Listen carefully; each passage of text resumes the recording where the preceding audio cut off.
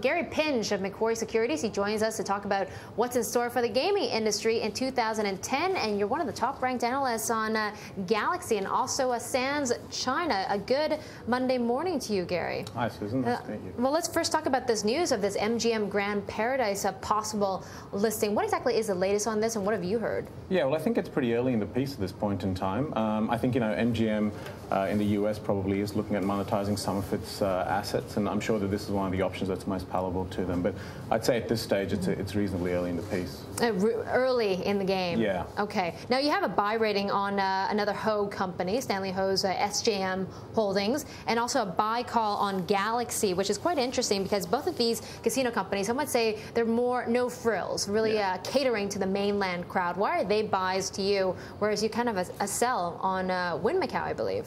Yeah, look, I mean, firstly, from a holistic standpoint, we're actually very positive on the Macau gaming space for 2010. We think as long as the economic growth for China continues, we think it'll be quite positive for Macau.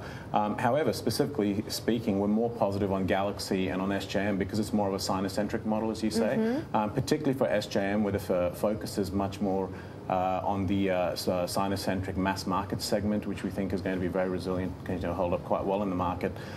In terms of Wynn, I mean, we like Wynn for its management team as well. However, the concern is more on the regional capacity that's coming in, particularly in Singapore.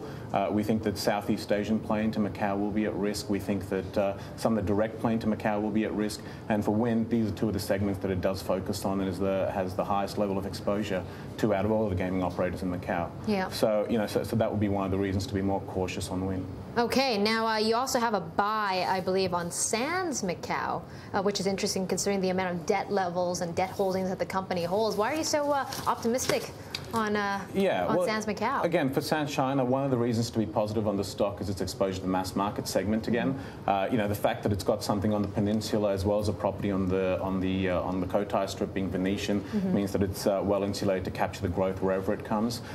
In terms of the gearing, I mean, we don't see the gearing as much of an issue. If you look at the net debt to net debt plus equity ratio, or the gearing ratio on Sands China, you're looking at about 44% by 2011, which in fact doesn't look as that much of a stretch. For some of the other companies I cover, they can be as high as 50–60%. Yeah.